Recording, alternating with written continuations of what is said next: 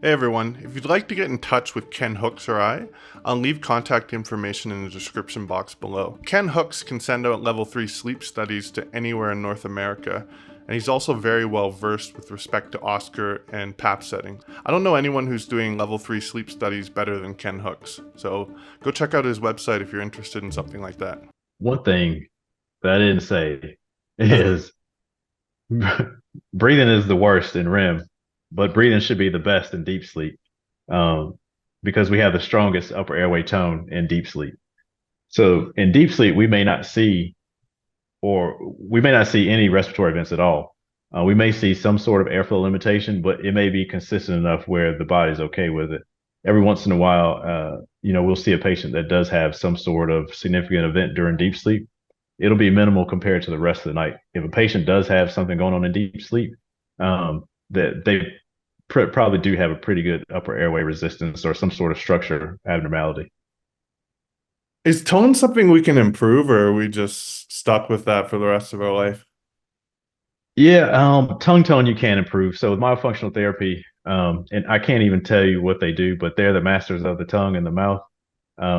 They can give you exercises to do to increase tongue tone musculature, or tongue tone. And I mean it almost is like magic the way that it works. So increasing the tongue tone, especially the posterior tongue tone, definitely can help. One thing about the tongue does so much. It flattens and widens the mouth, makes it to where the nasal space there's enough nasal space. Also, if there's some chin recession where the chin is a little bit back or retrognathia, the tongue is closer to the back of the throat. So having the tongue strong can help keep it out of the airway. The other thing is the soft palate has muscle fibers in it. And so if the tongue tone is low, it's not going to be hitting that soft palate to strengthen those muscle fibers. So you'll just have this floppy soft palate leading to the uvula. So tongue tone is really important. Interesting. Yeah. Oh, yeah. I mean, I guess you work for Inspire too, right? They're targeting that to some extent. Or is that wrong to say? Yeah. I yes. All I can say is that what Inspire does is they just what Inspire does is amplify the body's natural process. So, as a natural process, there's a link between genoglossus muscle tone engagement and lung volume. So, when we're sleeping, like I think it's 150 microseconds or 250 microseconds before we inhale, the genioglossus will engage and push the tongue forward a millimeter or two to counteract the negative pressure of us inhaling. And that linkage goes with lung volume. So if we have reduced lung volume, the capacity for the genioglossus to push the tongue forward also reduces. In the event that we're on our backs and we have a little bit more weight, that's some reduction or volume reduction. If you sleep on your stomach, you can't expand your lungs the way you should. That's also a volume reduction. So you have there's a less of a likelihood of your tongue pushing forward to stay out of the airway in those instances. But what Inspire will do is just amplify that. So before you inhale, it'll push it out and keep it out. Um, I see. yeah, Interesting. Um, Interesting. Yeah. I was reading a little bit of research. It's super vague, but I'm just going to inject this yeah, about how important it seems that the genial glossus activity is turning out to be, with respect to how bad sleep disorder breathing is. And yeah, I think Inspire is going in the right direction, and it'll be interesting to watch them continue to work on that and to see how they can optimize that therapy because yeah, anyways, it's a bunch of literature of details that I can't remember, so I'll stop there. But yeah, the takeaway from it was that it was highly, highly like correlated basically with your genial yeah. glossus activity and your severity of sleep disorder breathing. And so they're Mm. looking, I guess, essentially to therapeutically intervene at that level versus, for example, stenting with PAP or many of the other treatment modalities. Anyways, I'm ranting. I'm Deoda ranting, right? ah, that's funny. I forgot all about that. yeah. So do you want to spend we'll spend a few minutes looking at the sleep study and we can just talk a Sure. bit about I guess what you see and what's valuable and where there's Yeah. not an issue. Also, So, Yeah. I, totally up to you, but I would, as a little small token of gratitude, I was hoping to let people know that you have this service available, but I don't want to do that if you already feel like you're drowning from people signing up. Well, the so it's okay. It really is, and I do appreciate it. It's we all have purpose, and there are some days that are really rough, and there's a lot to do, and I'm on emails all day and on the phone and trying to figure out how I can fit patients into my schedule. But the whole reason I do this is to help people and to help parents, help adults, help kids. That's I mean, even the whole reason I started this was for that. That's how I kind of got on this journey. And my mentor was a dentist and kind of put me on this path. And so, I mean, uh, I don't ever want to turn anyone down, because if I can help them, then that's what I'm doing it for. That resonates like quite heavily with me. I mean, I know you're a sleep disorder breathing patient yourself, right? Am I fair to say? Yeah. Mhm. Yeah. And so am I. And so it's one of those things. It's almost like it's hard to comment on pregnancy without ever having been pregnant, right? And similar Yeah. with sleep disorder breathing, like I feel like I almost lost everything from this. And so I understand Mhm. like how these patients feel. I mean, it's tough. It can be brutal. It can take a lot, Yeah. and there's no one there to help them. So the whole reason I started Yes. the channel, and it's the whole reason I'm thankful to have you on, because you understand it and you went through it too. But not only that, you clinically understand it and how to treat it. And so this is going to be an invaluable resource, in my opinion, for the audience, but time will tell. But I mean, what you described to me is relatable. I'm emailing people all day as well. I'm just trying to get them so Yeah. they're continuing down the road, Yes. in a Yeah. good direction, because every local, I talk to patients from every country, Croatia, India, the States, Mexico, Germany. It's the same thing over and over Yeah. and over. Oh yeah, your AHI is 4, you're fine. And they're like, I'm not. Yeah. I feel like I want to, end my life. And the doctor goes, okay, well, you're just depressed. Like, just take these pills. There's nothing wrong with you. Oh, it's Yeah. just the same thing over and over and over. And I don't know. It gets frustrating after a while. You'd think, when is this Yeah. change? When are these people going to acknowledge the fact that AHI and RDI are not cutting it, Yes. And it's essentially medically unethical at this point to tell a patient to just say you don't know. That's the other thing. Yeah. Patients won't say that they don't know. Instead, they Definitely not. either dismiss them, marginalize them, or worse, gaslight them and say it's in their head, Yeah. or they need some depression pills or some sleep pills Mhm. or whatever, or they're just being difficult or weight loss. And maybe some of that's true, but maybe not, Yeah. right? Maybe. Yeah. That's the truth. I mean, that's 100% the truth. It is. And it happened to Yep. me too in Canada, in one of the places where medicine's supposed to be, pretty advanced. And I had the exact same treatment. But for whatever reason, I don't know, a disagreeable gene, I was like, no, I can feel you're wrong. I just know there's a problem. And it turned out there was a problem. So now, yeah, but Yeah. this is probably all relatable to you, but I'm ranting, I'm deodoranting again, so forgive me. But No, it's all, I mean, I tell stories all the time, especially when I was in the hospital. And the story that I always tell is there's a physician that I was working with who, a patient moved here from Mississippi or something like that. And he was on CPAP of 8. He has no apneas, no hypopnea, so it's HI 0, but he still is falling asleep in his car at a light. And so we're going to do MSLT, multiple sleep latency tests, to see if he has narcolepsy. So before you do that, you have to have a PSG that night before to make sure you have 6 hours of sleep that's uninterrupted, no sleep fragmentation. That's outrageous. So he comes in and I'm looking at the study and I'm like, this guy needs BiPAP. I mean, he's sure his airway is stented, but he's still having airflow limitation leading to arousal. So he can still have diabetes, he can still have atrial fibrillation, all these things he can still have. So he does. I talk to him and I'm like, you need BiPAP, but I'm going to tell you, they're going to give you stimulants. I'm just going to tell you, no matter what this test says, they're going to give you stimulants. And so he's like, well, why do they do that? And I'm like, I don't know, man. I'm going to try to advocate for you, but there's not much I can do because the physician's going to be like, well, who are you to say what he needs? So we do the MSLT, and of course he would have narcolepsy if the MSLT was true. It's not true because he's arousing all night long, so it really should be void. So the next day or the day after, the physician says he calls me and he says, "Why did this patient have an MSLT on CPAP?" And I said, "Well, you're supposed to tell a patient when they nap at home to use their CPAP. So the same applies here. Whenever they're sleeping, they need a CPAP." And he's like, "You know what? I got to call somebody about it." So this board certified sleep physician calls his partners to make sure this is true. And they say, "Yeah, it is true, you knucklehead." So he calls back and he says, "This was dumb. We should have just gave him stimulants from the beginning." And I said, "But what about all these pulse rate spikes? What about all these arousals? What about all this tossing and turning? It doesn't matter. This was just a waste for him. We should have just gave him stimulants." So, you know, the it just is a problem.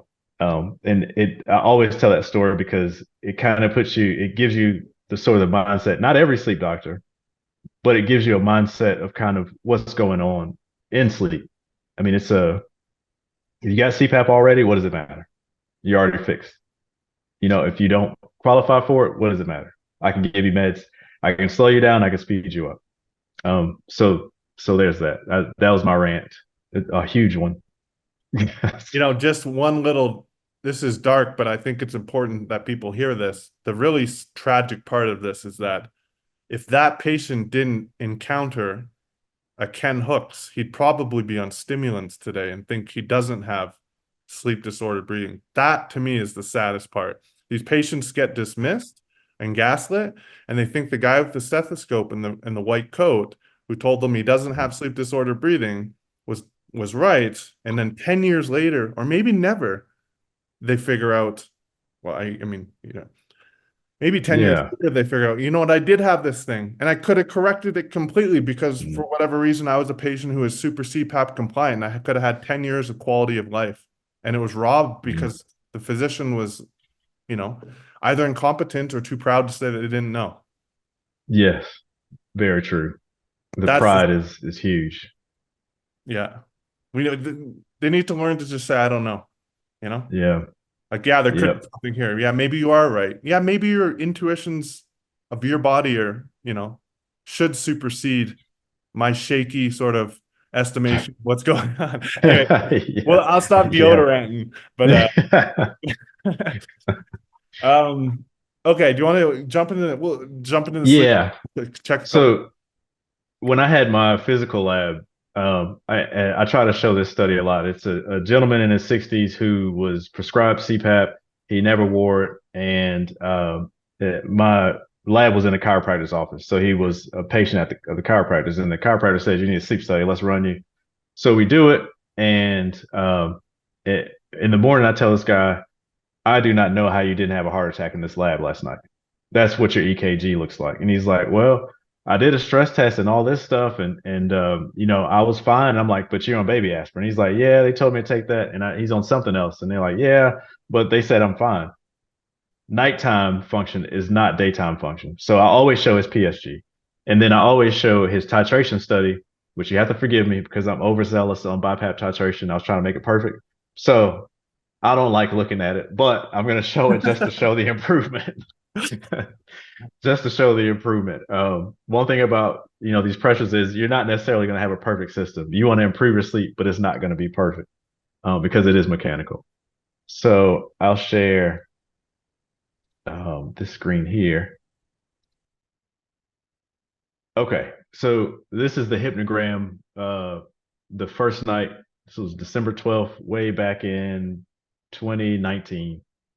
Um, when I look at this hypnogram, the first thing I'm going to look at is the heart rate here in the green.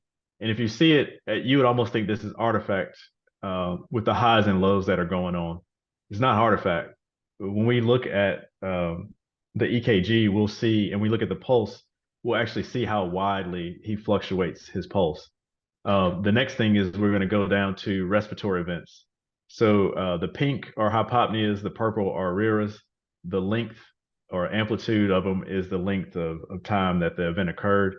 Um, so I'm going to look at that in conjunction with body position, which he stayed on his back the whole night, and then the breakdown of sleep stages. where from top to bottom we have wake, REM, stage one, two, three, and then not scored. So if you take a look at this area where there's no respiratory events, it is a huge area of where he had this fragmented deep sleep. So very strange. This patient has about 16% deep sleep. I don't know how the heck he's getting it. I don't know if his body's just like he's a higher being or something like that. But all this deep sleep, he's not having any respiratory events. The upper airway tone is the strongest in deep sleep. This patient is 5'8", 290 pounds.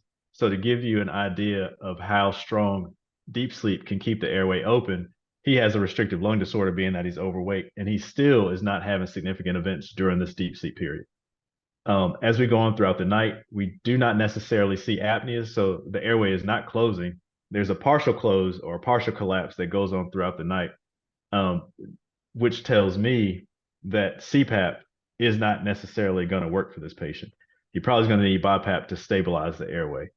Um, when we are titrating CPAP, we titrate for apneas. When we titrate BiPAP, we use EPAP for apnea, and then we use IPAP for hypopneas or airflow limitation. So we'll go to the breakdown here.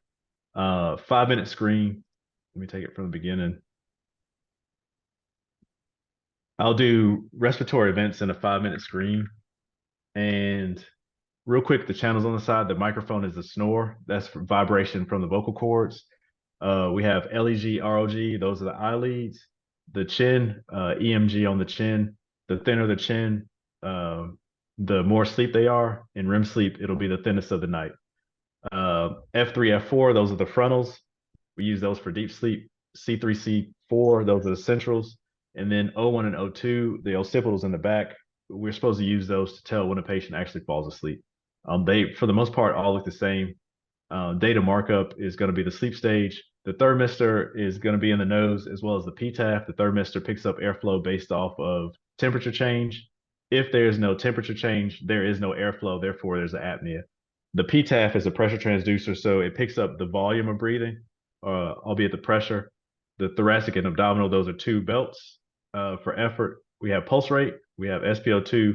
EKG here, I'm actually going to minimize to 30 seconds so we can look at some EKG. Right leg, left leg. The pleth, I love using the pleth because it helps me identify when a problem truly is a problem. Each waveform on a pleth is actually a heartbeat, and we can tell if a patient's EKG is going to be somewhat bad or not based on how the pleth looks. So right now I'm going to go ahead and break it down to a 30-second screen. And if we look at the EKG already, So we this this got, whole this whole screen is just 30 seconds, right? that's right. This whole screen's 30 seconds. Okay. I had this labeled as N1 sleep where the brainwaves are starting to lighten up a little bit. If we look at the EKG, this is not good and it's not normal. These are PVCs everywhere, over and over again. We have a little bit. So if we look at the end of this here, around the 15-second mark over, that's normal EKG. All this before it is abnormal. And so this is going on all night while he's sleeping. Even when we are in deep sleep, he's going to have these EKG abnormalities. So the brainwave activity here is what we're scoring to actually see what the sleep architecture is like. In the event that we were talking about arousals, so right here we have a chin burst and we have an increase in speed of EEG right here. So if I was to do this out, that is 6.5 seconds. So based on American Academy of Sleep Medicine, we could not call this an arousal. Am I going to call it arousal? Probably so. It's significant. If we were to go back to the 5-minute screen, I did right here, I did call that a rear respiratory effort related arousal. We look at this pulse 42, 40, 40, 39, 39, 53, 51, 41. The pulse is all over the place. If we span this whole 5 minutes, let's look down here. We have 77 in the pulse. So low of 39, high of 77. That's blasphemous. In the world of medicine, we have normal ranges. They say 60 to 90 is normal while you're awake, or 60 to 100, 40 to 90 while you're asleep is normal. If your baseline pulse rate is 60 and it spikes to 80 beats per minute, even though that's normal range, for you, that's going to feel like a heart attack. So anytime that we see a boost like this, or even a lull like this patient is potentially having their body is going through what they would have for like a vast amount of anxiety. The heart is pounding, beating really strongly due to what's going on. When we look at this pleth, and I may add it to the neuro channel here, this pleth is not normal at all. It should be more kind of like the end down here around this 270-second mark. Should be a little bit more like this. But I digress. I brought this back to show you what's going on with this arousal. So we have, I'm gonna pull this to the side. Right here, we can see in this PTAF, we see airflow limitation. We see a volume reduction. So the amplitude of the breath is actually reducing. That's airflow limitation. Then we have a chin burst. We have an increase in speed of the EG. And to go along with it, we also have leg movements. So all of these things together form the opinion of this being a significant event. If we take a look at the oxygen saturation, this kind of is all over the place too, but we go 95, 95, 94, 93. There's no desaturation despite the body responding so hectically to what's going on, which is this airflow limitation. So if we go back to neuro, and let me see if I can remember how to add a channel. Pleth. All right. So this pleth is outrageous. We should, I'm going to go to where we were, where I said it was normal, 50. This is a little bit more normal pleth. We have a good rise, good fall. They're all just about the same height or amplitude. So the volume of the heartbeat to the periphery or the blood flow to the periphery is normalized here.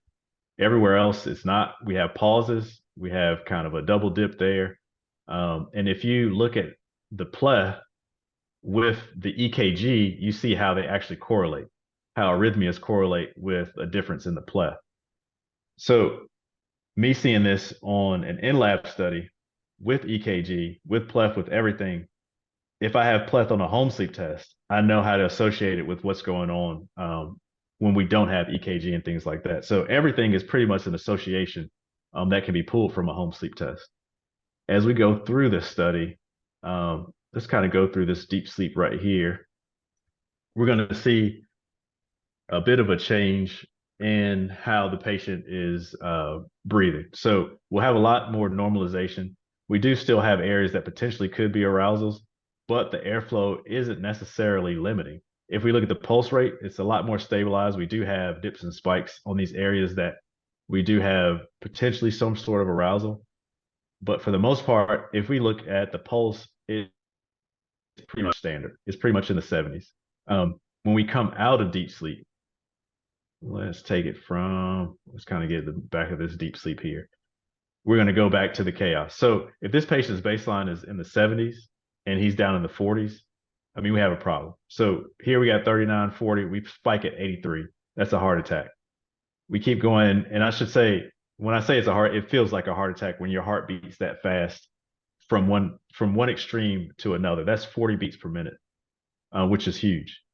So this is outside of deep sleep. We're having all these respiratory events. Just for instance, I have a hypopnea here. So we have an airflow limitation. We have oxygen desaturation from 96 to 91. We have a pulse rate spike. We said that the 39 to 81. Increase in EEG activity, chin burst. And if we look at the snoring up here, the snoring is going to minimize as the airway is closing.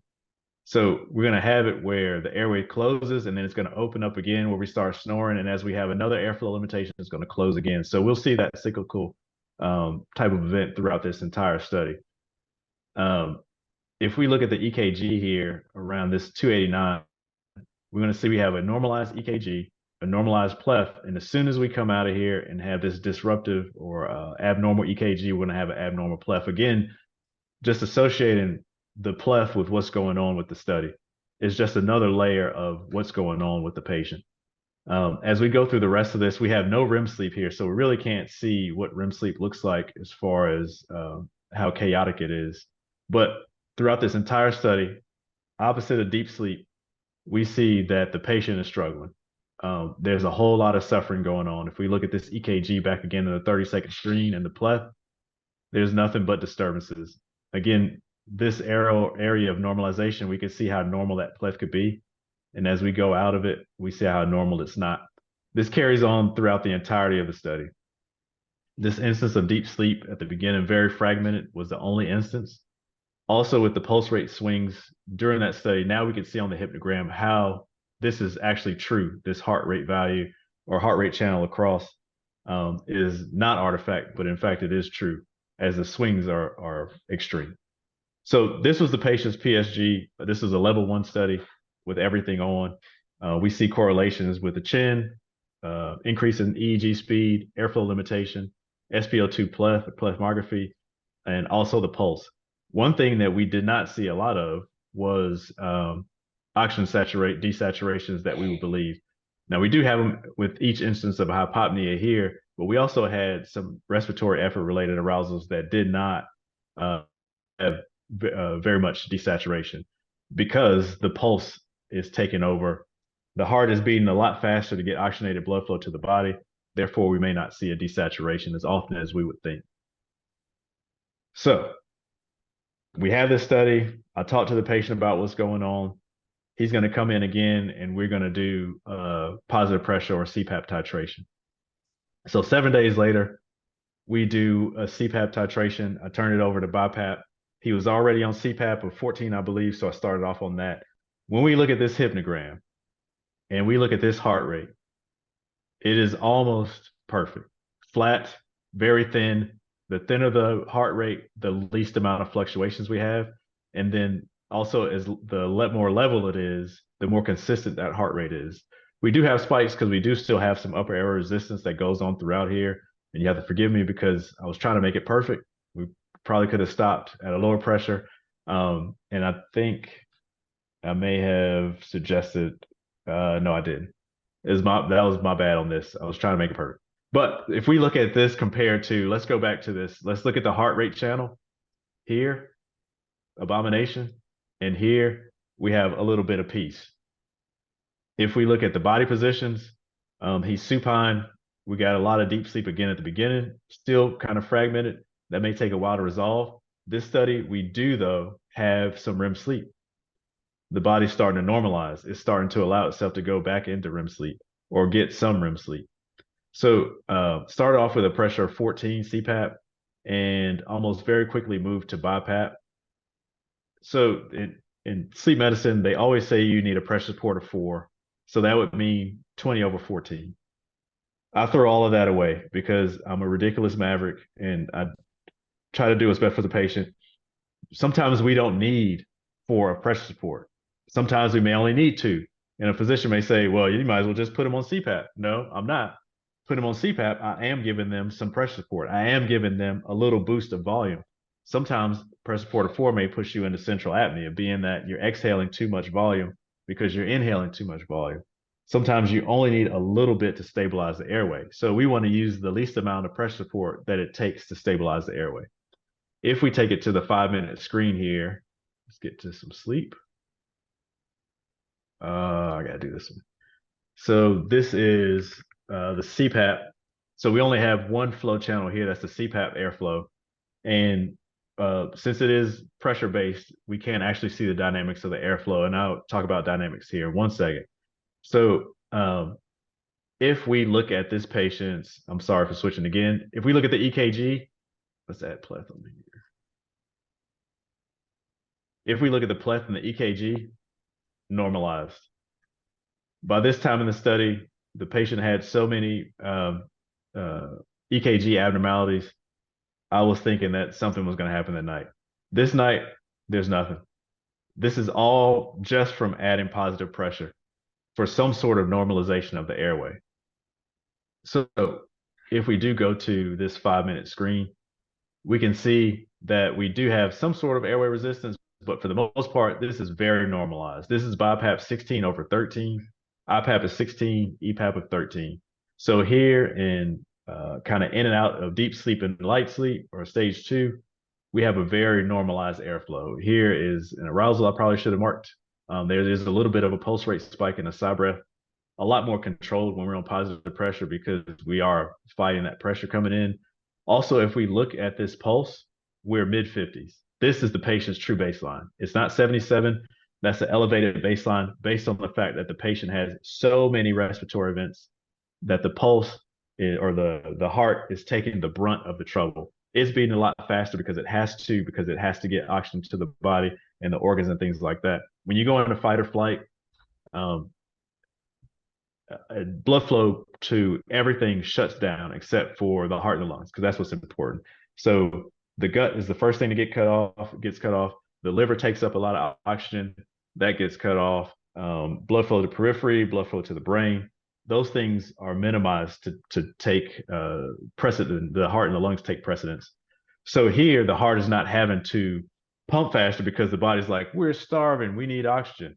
Also, if we look at the oxygenation, 97%, consistently 97%. This is what this patient, even though he's like 65, would be his baseline oxygenation. We're not adding oxygen. We are making the heart more efficient. So we keep on going through. 16/13 is looking great, is looking grand. Let's see what happens when we get close to some REM sleep. So here we're getting REM sleep, and we do start to have a little bit of trouble. As you can see, this REM breathing is very different than what we were seeing before. We were seeing almost a perfect sinus wave. It had a little plateau in there for some resistance, but now we're seeing these flat tops. These flat tops means the full inspiration is not there. So we're inspiring and the tongue is kind of coming back and then it stops. And it stops at a point where we don't get the full breath in. In order to counteract that, in order to get a full breath in, we're going to have to give a little more pressure support because volume and flow are synonymous. So a little bit of pressure support will help stabilize the airway to stop it from minimizing this way. So again, the REM looking kind of chaotic, going up to 18/14. So increasing the IPAP a little bit, increasing the EPAP a little bit, trying to get a great normalization. So if we look at this REM sleep now, after the change, we have normalized a lot better than what we came into. We came into a little bit of shock, chaos. There's a little bit better normalization here. The patient woke up probably because of that big pressure change. He said, hey, this thing's burning my finger. So it wasn't that, it was a pulse oximeter. We put the pulse oximeter on another finger and we go back into sleep. So back into sleep, the transition from wake to sleep, sometimes we will have some cyclical respiratory events just as the breathing changes. Still at 18/14, looking good. If you notice, we still do have some airflow limitations. So the tongue is kind of sliding back, not necessarily occluding or blocking the airway, but just being a nuisance. We have a RERA here, and then we kind of get back on this journey of niceness. Throughout here, we are starting to see a little bit of EKG abnormality. Still not nearly as much. Here we're 19/14 because I was trying to be a perfectionist. We threw the central apnea. This central apnea actually probably is not true with this sigh breath right here. So the way we breathe is based off of carbon dioxide. Carbon dioxide rises up to a certain level. We ventilate or breathe to blow that carbon dioxide off. We don't breathe again or ventilate again until carbon dioxide rises up to a certain level again. So if we exhale too much carbon dioxide, the brain doesn't tell the body to breathe. In the event that we gasp or sigh breath, we blow off a bunch of carbon dioxide. So that's a normal process of the body. With all this volume and pressure that's going in, this sigh breath right here, even though it looks a little small, probably is pretty significant. So we got that central apnea there. Can I say something So here? yeah. With So what are you attributing that to? I know we're guessing probably a little bit, but why is he sigh breathing? Is it because there's too much obstruction or? So there may have been an increased leak. Yeah, there was. So the leak went from about 50 something to 88 right here. So the leak, when there's a leak on a CPAP machine, they usually, or a BiPAP machine, the machine will account for the leak and give more pressure. So that can be very disruptive. So we're already kind of high on our pressures. And when this leak happened, we can see right here, this kind of vault, that's a leak vault. That's not like anything going on with the pressure. So there's a leak vault. He sigh breaths or gas right here. And then because of everything that was exhaled, we have that central apnea. So this central apnea is happening or occurring due to a normal process of the body. Now, something I see in Oscar all the time, I tried to ask Dr. Robert Thomas, which was an interview I had somewhat recently on the channel. Just curious to hear what your take is. But what I see, and I imagine you've seen this too in Oscar, is you see like very consistent normal breath, maybe a little bit Mhm. of flow limitation, but not a necessary criteria. But you see consistent breaths, and then you see a big like recovery breath, Mhm. and then they go back in. Yes. Is that why do you think that happens, or is that context? So But no, that's actually a good point, good question. So we still, if there's airflow limitation, we still will side breath or gas even with positive pressure. So a spike, let's look like at this right here. Um, these breaths are larger. The body will side breath or gas to normalize the breathing. So you have repeated airflow limitation or airflow limitation enough for the body to say, okay, this is not right. Let's get back to normal.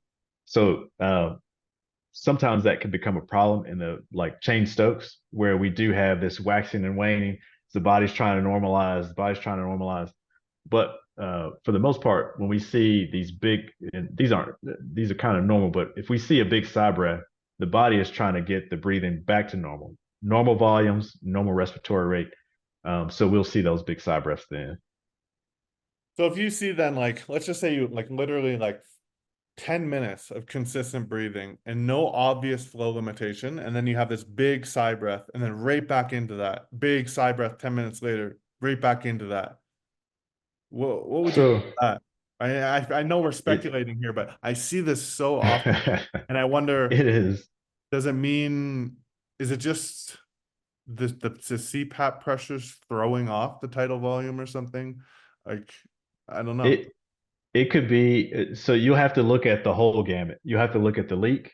You have to look at the tidal volume. You have to look, yeah, the tidal volume, the leak, the inspiratory time, and then also the minute ventilation. You kind of have to look at all of them to get just a piece of understanding. And it still may not necessarily make sense, but the more that you bring in these other elements, the more you can kind of tell. Okay, this is like a recovery breath, or sometimes we still and the assessment of breathing on a CPAP machine or device, there's a lot of elements that go into it, and in a way it's like this, but in a way it also is not. Like these machines that are in a sleep lab are geared towards the best type of assessment that we can get from breathing.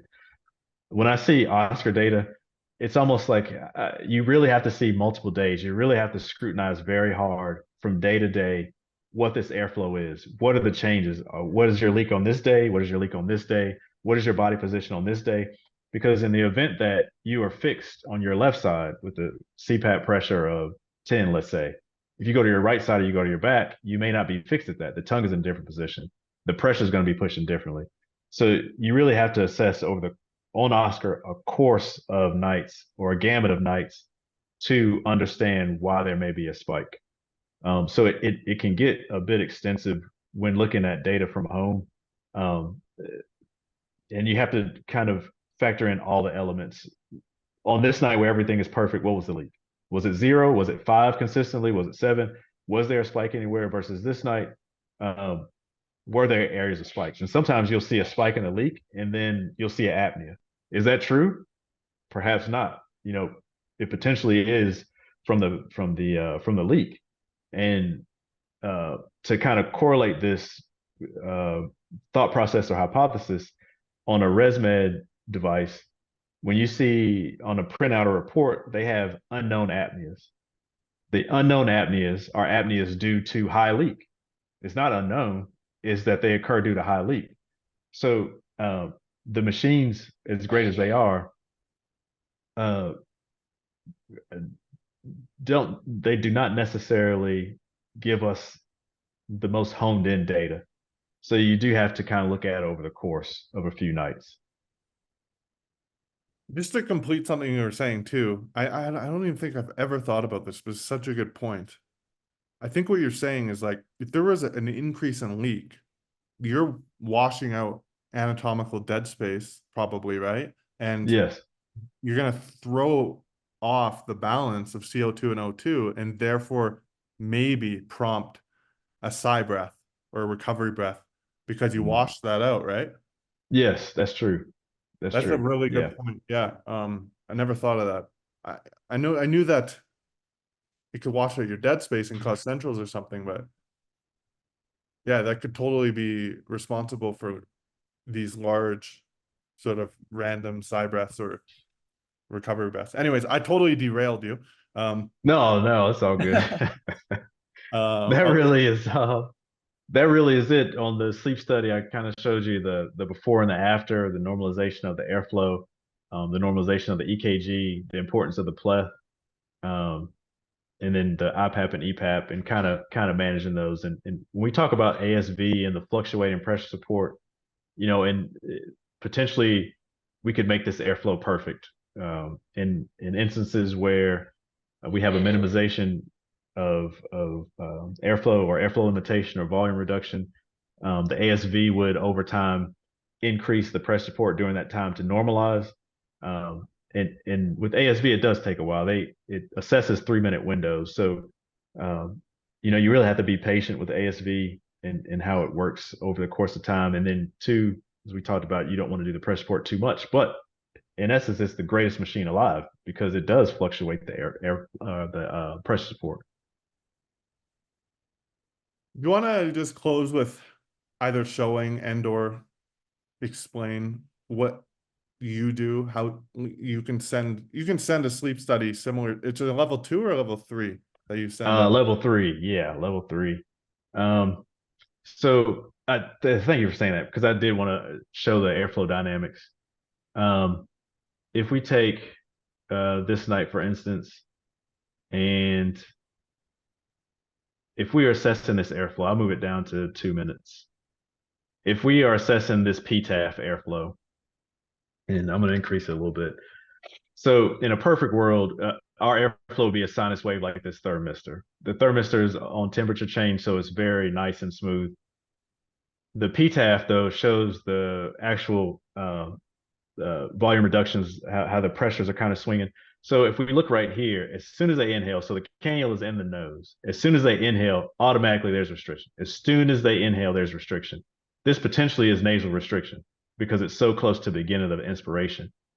This pops open almost at the end of the breath. The airway pops open, or they get a nice big burst of air there. If we look at this one right here, it almost is flat the whole time. So there is a little bit of snoring. And this is kind of hard to tell with these if it's nasal or the mouth is being open. With the snoring, I know the mouth is open. Anytime I see snoring, if the teeth are together, it is super hard to snore unless you're retrognathic or have chin recession, or you have a really deep tongue tie where the tongue is just in the airway. If we're looking right here, because the amplitude is reduced, the only thing that can reduce amplitude and airflow is the tongue. It actually is taking up airway space and not allowing that much volume to come through. So right here, we're having a tongue based. You see it does rise here. So we're a little bit past the nose or the nasal space. Right here, we're kind of in the airway. And this plateau right here is a blockage of the airway. Again, it plateaus right here as we're getting ready to transition into exhalation. So this is all oropharyngeal. This one right here that I say is potentially nasopharynx, it almost is a toss up because if the tongue is in the airway, it could be pushing up and back on the soft palate, making it look like it's a nasopharyngeal restriction. Either way, I would say to the physician or the provider, um, there's an oral nasal increase in oral nasal airflow restriction, potentially tongue based, but assess the nose as well because if there's a tongue based problem, more than likely there's going to be a nasal problem. And then I report that on the sleep study. When I do the home sleep test, I'll talk about the pleth, how the pleth is swinging. I'll talk about pulse rate spikes and sigh breaths. Are they mild, moderate, or severe? Are they frequent? Due to how the patient is snoring, do I believe that there's open mouth or open teeth breathing? Where do I, if I had to guess, where would this potential problem be, or where would the problem be the worst potentially? For the most part, I can almost tell you what a patient's face looks like or their architecture based off of this airflow. And it's somewhat important because there are dentists and ENTs who are looking to do certain things, and they want to make sure that they're doing the right thing. They want to make sure that their assessment has objective data behind it. So with that, we can kind of target an area and say, okay, we need to do this. But in essence, it usually is always the tongue that's in the wrong place, and it's made the mouth smaller and made the nose more narrow. And you send these sleep studies through the mail, right? Yes, yep, yep. Is it just in the United States or just in certain states? Uh, all of the United States and Canada. Okay. And is it like you send a kit, there's instructions, they do it themselves kind of thing? Uh, Yes, and they do one night, they send it back, and then you say, do you do a call with them, or you just give them a kind of write up, or what does that I look like? do. I do give the write up. So I'll write notes, kind of documenting what I see, and then I'll say if you'd like to follow up, let's schedule a day and time to follow up. Yeah. Okay. And how can they, if someone wants to do that, how could they Um, figure that True out? Sleep, TrueSleepDiagnostics.com is the website. All right, I'll make sure I'll throw a link on the screen uh in post. Thank you. Thank you. But yeah, I mean, I'm gonna let everyone know too. I mean, I recommend you anyways. I've been recommending you for 6 months, probably, because you're Thank you. one of the few people who's like, again, just to emphasize the fact that you're looking at the details, and the devil is in the details. And 99% of people in healthcare in this area seem to not want to do that for whatever reason. Maybe they weren't trained to do that, or they don't have the tools. I don't know. Something's going on, but you're someone who's not doing that. You're the 1%. So thank you for Thank everything. you. I'm sure you've helped a lot of patients get over an obstacle that's been in front of them for a while, perhaps. But anyways, I'll stop there. I'm deodoranting. That's all good. I'll end it there, okay? And